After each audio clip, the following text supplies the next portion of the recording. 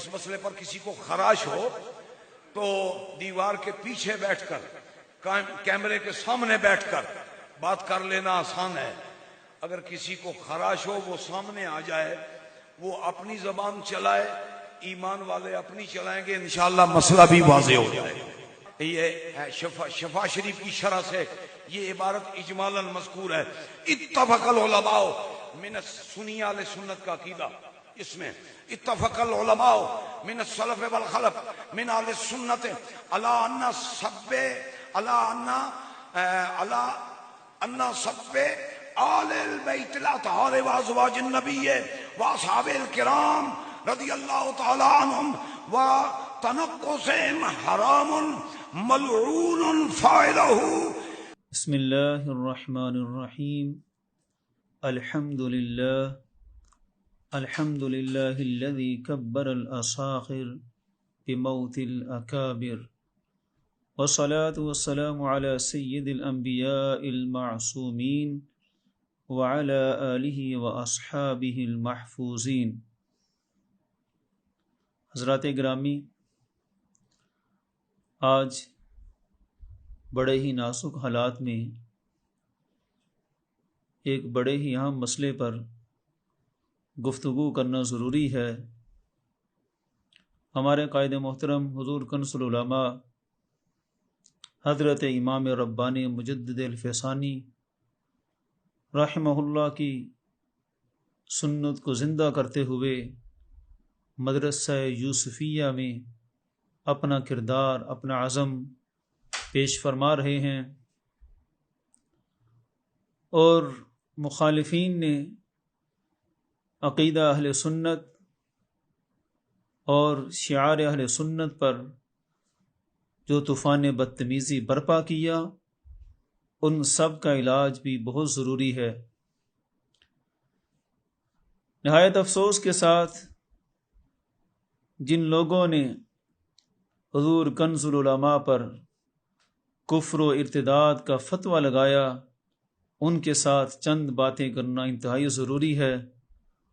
اور یہ مسئلہ اتنا عجیب ہو چکا ہے کہ آج سوچنا پڑتا ہے کہ ان کو حوالہ دکھائیں تو کس کتاب کا دکھائیں. بڑی سادگی سے کہہ دیتے ہیں کہ یہ بھی اقوال ہیں، اس کا کوئی اعتبار نہیں، بلکہ فیصل آبادی کے پاس بیٹھ کر اس کی زبان سے تو اعلان کروا دیا کہ بخاری اور مسلم میں جتنی احادیث ہیں فدق کے بارے میں سب من گڑت ہیں. گویا کہ بخاری اور مسلم تک کو رگڑا دے دیا اور ان کو متنازع بنا کر ان کو بھی ایک طرف ایک جملے سے ہی حذف کر دیا. تو بڑے سوچ بچار کر بات کرنی پڑتی ہے کہ ان سے کون سی کتاب کو لے کر بات کی جائے اور کون سی دلیل ہے جو یہ تسلیم کر لیں. تو یہاں پر ایک خیال آیا کہ حضرت امام ربانی مجدد الفیضانی شیخ احمد سرہندی رحمہ اللہ تعالی، ان کے مکتوبات یقیناً ان کو مسلم ہوں گے، کیونکہ حضرت امام ربانی جتنے بھی خاندان مشائخ نقش بندیہ ہیں، ان کا فیض حضرت امام ربانی سے ملتا ہے. تو ان سے ذرا امام ربانی علیہ رحمہ کی زبان میں ہی بات کر لی جاتی ہے کہ امام ربانی اس خطا اجتہادی کے بارے میں کیا فرماتے ہیں. کیونکہ ان کے مفتی صاحب نے، مفتی جمیل صدیقی، اس نے سارا زور خطا اجتہادی پر لگایا اور کفر کے فتوے میں جتنی عبارتیں پیش کی وہ خطا اجتہادی کی بنیاد پر کی، اور خطا اجتہادی کو گستاخی قرار دیا، اور گستاخی قرار دینے کے بعد اس پر کفر کا فتویٰ صادر کیا. سب سے پہلی بات یہ ہے کہ خطا اجتہادی کفر بنتی ہے کہ نہیں بنتی. جب یہ مسلم ہوگا تو تب جا کر اگلی بات ہوگی کہ اس پر فتویٰ کون سا آتا ہے، کس نوعیت کا آتا ہے. تو خطا اجتہادی کے بارے میں بھی بڑے سوچتے رہے کہ ان کو کس کس کتاب کا حوالہ دیں، لیکن پھر ڈر تھا کہ جس مرضی کتاب کو یہ ایک جملے سے حذف کر دیں کہ یہ اقوال ہیں، ان کو کوئی اعتبار نہیں ہے. تو اس لیے حضرت مجدد الفیضانی علیہ رحمہ کی زبان میں ہی ان سے بات کرتے ہیں. حضرت مجدد الفیضانی آپ کیا فرماتے ہیں؟ آپ مکتوبات شریف میں فرماتے ہیں، یہ مکتوب نمبر 54 دفتر اول سے ہے. آپ فرماتے ہیں کہ این خطا اجتہادی است تا بحد فسق نہ می رسانند، بلکہ ملامت را ہم داری طور خطا گنجائش نیست۔ آپ فرماتے ہیں کہ یہ خطا اجتہادی جن کے بارے میں کہی جائے، یہ ان کے حق میں کبھی ان کو حد فسق تک نہیں پہنچاتی، بلکہ حد فسق تو درکنار ملامت تک نہیں کی جا سکتی کہ جناب سے خطا اجتہادی ہوئی ہے تو ان کو ملامت کی جائے، ایسا بھی نہیں ہے۔ بلکہ اس سے اگلی بات امام ربانی علیہ رحمہ فرماتے ہیں کہ مخترا نیز یک درجہ الثواب، کہ خطا اجتہادی کے مرتکب کو ایک ثواب کا درجہ ملتا ہے، گناہ تو ہے ہی نہیں۔ یہی پورا مسئلہ ہمارے قائد محترم کنز العلماء نے اپنے خطاب کے اندر اولین وضاحت کے اندر یہ سارا مسئلہ سمجھایا تھا۔ افسوس کہ وہ سنے بغیر ہی سب نے یہ فتوے صادر کیے۔ تو یہی مسلک حضرت امام ربانی کا ہے۔ اب امام ربانی کی بارگاہ سے ہی فیصلہ کروا لیں کہ خطا اجتہادی گستاخی بن سکتی ہے کہ نہیں بن سکتی۔ یہ ایک پوری عبارت میں نے پیش کی ہے، دیگر مقامات پر بھی امام ربانی علیہ رحمہ نے ایسے ہی فرمایا۔ مکتوب نمبر 31 دفتر اول، اس میں بھی آپ یہی فرماتے ہیں کہ خطا اجتہادی کہ ملامت و عتاب ازاں مرفوع است، کسی طرح کی ملامت اور عتاب اس کے اندر نہیں ہوتا۔ اسی طرح مکتوب نمبر 36 دفتر دوم کے اندر بھی آپ نے خطا اجتہادی کے بارے میں یہی فرمایا کہ خطا اجتہادی است از ملامت و تان و از تشنیع و تحقیر پاک و مبرہ۔ اسی طرح دفتر سوم کے اندر مکتوب نمبر 17 کے اندر امام ربانی علیہ رحمہ فرماتے ہیں خطا اجتہادی کے مجال ملامت و تان نہ دارند و تفسیر کے خود چے گنجائش دارد۔ ان ساری عبارتوں کو پیش کرنے کا مقصد یہ تھا کہ کم از کم جتنے آستانے اکٹھے ہوئے تھے، تقریباً علی پور سیدہ سے لے کر دور دراز تک، ان سب کا فیض حضور امام ربانی سے چلتا ہے۔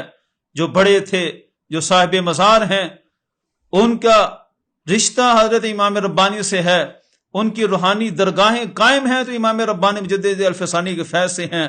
اس لیے ان کے سامنے یہ باتیں پیش ہیں۔ جن مکتوبات کا ہم نے نام لیا، جن جن کو شک ہو، چند علماء کو بٹھا کر ان مکتوبات کا مطالعہ کریں اور اچھی طرح سمجھیں کہ امام ربانی نے خطا اجتہادی کے بارے میں کیا فرمایا ہے۔ اس لیے ذرا خیال سے خطا اجتہادی جب گستاخی بنے تو پھر اس پر فتویٰ لگائیں۔ امام ربانی خطا اجتہادی کو گستاخی ماننے کے لیے تیار ہی نہیں ہیں، اور آپ خطا اجتہادی کو گستاخی قرار دے کر اس پر کفر کا فتویٰ لگا رہے تھے۔ اور حیرانگی کی بات تھی کہ وہ مفتی کہ جس بیچارے کو ان کے اسلام کی حجت نے دعویٰ کیا کہ 12 مفتیوں نے تیاری کروائی ہے، 12 مفتیوں کی تیاری کے باوجود فتوے کی 2 سطریں عربی نہیں پڑھ سکا اور فتوے لگاتا پھرتا ہے امام حضور کنز العلماء پر۔ اپنی 2 سطریں نکال کر دیکھو۔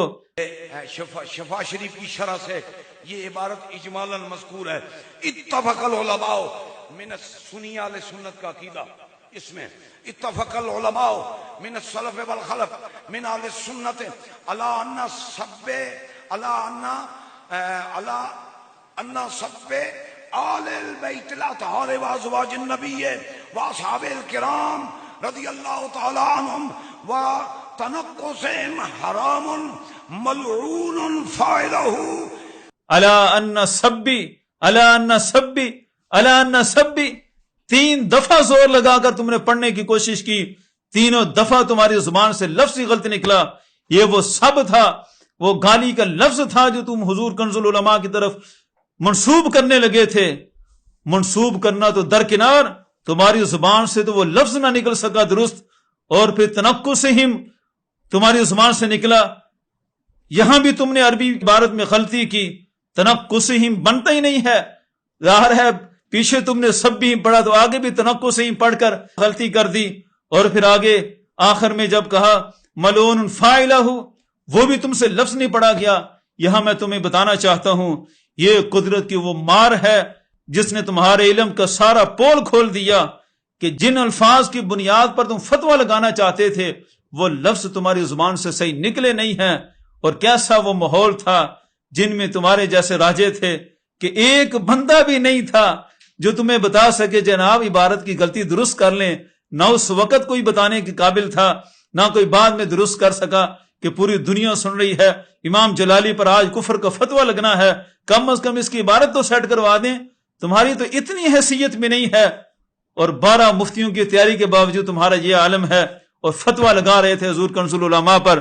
آج تمہیں یہ جواب دیتے ہوئے میرا اعلان ہے کہ تم نے جو ماحول بنایا تھا اور پوری یہ تیاری کر کے آئے تھے کہ ہم اس طرح فتویٰ دیں گے، اور 2 دن بعد تمہیں پتا تھا اور سارا تم یہ تیاری کروا کے آئے تھے کہ 2 دن بعد امام جلالی کی گرفتاری ہو جائے گی، اور اسی کے تم راگ لگا لگا کر ادھر بتا رہے تھے کہ اس طرح ہوگا جیل میں، جیل کے راگوں کو بڑے خوشی سے تم لوگ گا رہے تھے، اور اس بنیاد پر گا رہے تھے کہ یہ فتویٰ ہم دیں گے، امام جلالی جیل میں چلا جائے گا، پیچھے سے ہماری گرفت کرنے والا کوئی نہیں رہے گا، اور اس طرح ہم چھا جائیں گے۔ لیکن افسوس، ایسا تمہارا خواب پورا نہیں ہوگا۔ امام جلالی اگرچہ امام ربانی کی سنت پوری کر رہے ہیں، لیکن وہ ہمیں فرما کر گئے تھے کہ میرے مشن کو زندہ رکھنا ہے۔ امام جلالی کا مشن نہیں رکے گا، میدان تمہارے لیے ایک لمحے کے لیے بھی خالی نہیں چھوڑیں گے، ہر میدان میں تمہارا مقابلہ کریں گے دلیل کی زبان سے۔ اور تم تو 12 مفتیوں سے تیاری کر کے بھی عربی عبارت کو پڑھ نہ سکے۔ ہم اعلان کرتے ہیں کہ جس وقت تمہارا دل چاہے، جس فورم پر دل چاہے، ہم بغیر تیاری کے فوراً تمہارے سامنے عربی عبارتیں بھی پڑھیں گے، دلائل بھی پیش کریں گے، اور خالی پڑھیں گے نہیں، تمہیں بول کر بھی دکھا دیں گے۔